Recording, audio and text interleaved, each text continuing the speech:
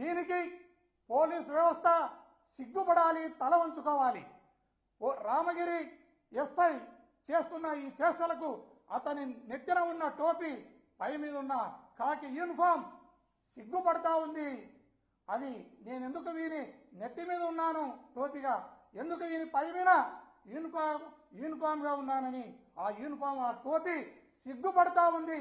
అలాంటి ఎస్ఐ మళ్ళీ ఈరోజు బజారులోకి వచ్చి మాట్లాడడం అనేది కూడా చాలా హాస్యాస్పదంగా ఉంది. అలాగే ఈ రాష్ట్రంలో ప్రతిరోజు కూడా ఏదో ఒక ప్రాంతంలో రాజకీయ హత్యలు, రాజకీయ హత్యా ప్రయత్నాలు, అదేవిధంగా దౌర్జన్యాలు, దాడులు చేస్తూనే ఈ రాష్ట్ర ప్రభుత్వం ముందుకెళ్తా ఉంది. వీటినన్నిటినీ ప్రజాస్వామ్యవాదులంతా ఖండించాలి. ప్రజాస్వామ్యవాదులంతా దీన్ని తిరస్కరించాలి. ఖచ్చితంగా ఈ ప్రభుత్వానికి బుద్ధి చెప్పాలని ఈ సందర్భంగా హెలికాప్టర్ ఏదైతే ఉందో ఆ హెలికాప్టర్ను విధ్వంసం చేయించి ఆయనను మార్గ మధ్యంలో బెంగళూరుకు రోడ్డు అంట ఆయన వెళ్లాల్సి వస్తుంది. ఆ మార్గ మధ్యంలో ఆయనపై భౌతిక దాడులు చేయడానికి ఈ రాష్ట్ర ప్రభుత్వం కుట్ర చేసిందనడంలో ఎలాంటి సందేహం లేదనేది నేను ఈ రాష్ట్ర ప్రభుత్వానికి తెలియజేస్తున్నాను, ప్రజలకు కూడా తెలియజేస్తున్నాను. రాష్ట్ర ప్రభుత్వంలో ఉన్న పెద్దలందరూ కూడా గమనించాలి.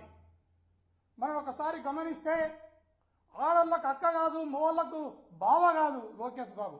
అలాంటి వానికి జడ్ కేటగిరీనిచ్చి సిఆర్పిఎఫ్ బలగాలను ఆయన దగ్గర పెట్టడం జరిగింది. జగన్మోహన్ రెడ్డి గారు బయటకు వస్తే వేలాది మంది ప్రజలు గుండుగూడుతారనేది ఈ ప్రభుత్వానికి తెలుసు. తెలిసి కూడా నామమాత్రంగా మీరు పోలీసును డిప్లాయ్ చేసినారు. ఇలాంటి ఆలోచన విధానాన్ని, ఇలాంటి దుర్మార్గమైన ఆలోచన విధానాన్ని మీరు ఖచ్చితంగా సర్దుబాటు చేసుకోవాలి.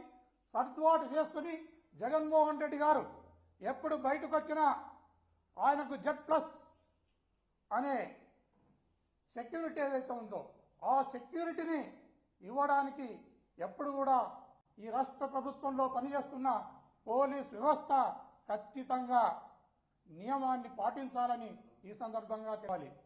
నాకు ఒక అనుమానం ఉంది ఈ రాష్ట్ర ప్రభుత్వం పైన. జగన్మోహన్ రెడ్డి గారిని భద్రతా రీత్యా భద్రతను తగ్గించేసి ఆ రోజు ఆ హెలికాప్టర్ ఏదైతే ఉందో ఆ హెలికాప్టర్ను విధ్వంసం చేయించి ఆయనను మార్గ మధ్యంలో బెంగళూరుకు రోడ్డు అంట ఆయన వెళ్లాల్సి వస్తుంది. ఆ మార్గ మధ్యంలో ఆయనపై భౌతిక దాడులు చేయడానికి ఈ రాష్ట్ర ప్రభుత్వం కుట్ర చేసిందనడంలో ఎలాంటి సందేహం లేదనేది నేను ఈ రాష్ట్ర ప్రభుత్వానికి తెలియజేస్తున్నాను, ప్రజలకు కూడా తెలియజేస్తున్నాను. రాష్ట్ర ప్రభుత్వంలో ఉన్న పెద్దలందరూ కూడా గమనించాలి. మనం ఒకసారి గమనిస్తే ఆడళ్లకు అక్క కాదు, మోళ్లకు బావ కాదు లోకేష్ బాబు. అలాంటి వానికి జడ్ కేటగిరీనిచ్చి సిఆర్పిఎఫ్ బలగాలను ఆయన దగ్గర పెట్టడం జరిగింది. జగన్మోహన్ రెడ్డి గారు బయటకు వస్తే వేలాది మంది ప్రజలు గుండుగూడుతారనేది ఈ ప్రభుత్వానికి తెలుసు. తెలిసి కూడా నామమాత్రంగా మీరు పోలీసును డిప్లాయ్ చేసినారు. ఇలాంటి ఆలోచన విధానాన్ని, ఇలాంటి దుర్మార్గమైన ఆలోచన విధానాన్ని మీరు ఖచ్చితంగా సర్దుబాటు చేసుకోవాలి. సర్దుబాటు చేసుకుని జగన్మోహన్ రెడ్డి గారు ఎప్పుడు బయటకు వచ్చినా ఆయనకు Z+ అనే సెక్యూరిటీ ఏదైతే ఉందో ఆ సెక్యూరిటీని ఇవ్వడానికి ఎప్పుడు కూడా ఈ రాష్ట్ర ప్రభుత్వంలో పనిచేస్తున్న పోలీస్ వ్యవస్థ ఖచ్చితంగా నియమాన్ని పాటించాలని ఈ సందర్భంగా తెలియజేస్తున్నాను.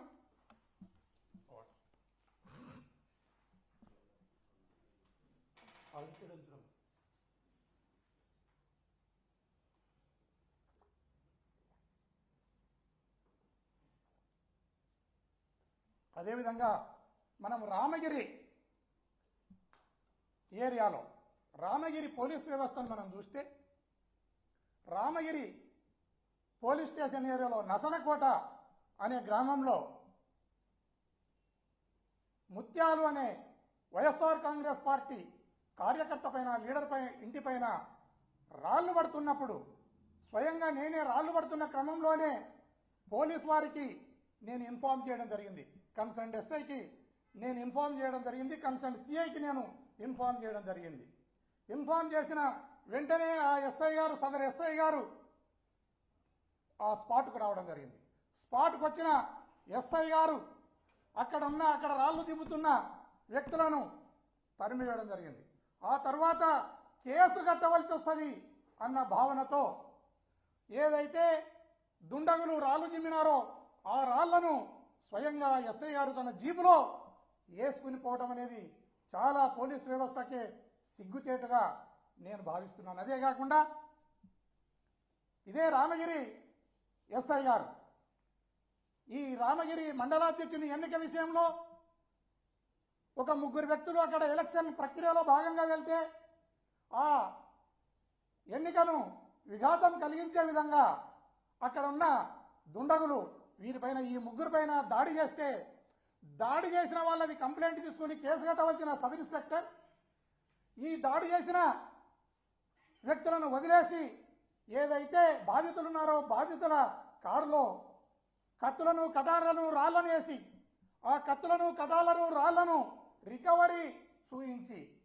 వారిపైన, బాధితులపైనే కేసు కట్టడం అనేది మరొక సిగ్గుచేటైన విషయం ఈ రామగిరి పోలీసు కని ఈ సందర్భంగా తెలియజేస్తున్నాను. అదేవిధంగా ఏదైతే పాపిరెడ్డిపల్లె గ్రామం ఉందో, మొన్న హత్య జరిగిన గ్రామం ఉందో, ఆ గ్రామంలో లింగమయ్య ఇంటి మీదకి, అదేవిధంగా జయచంద్రారెడ్డి అనే వ్యక్తి ఇంటి మీదకి 2 సార్లు దాడులు చేస్తే పోలీస్ వ్యవస్థ సరిగా రెస్పాండ్ కాకపోవడంతోనే పోలీసు ఏం చేయలేని వారిని జోకర్లాగా చూసి ఈ ముద్దాయిలు లింగమయ్యను నిర్దాక్షిణ్యంగా పొట్టన పెట్టుకోవడం జరిగింది.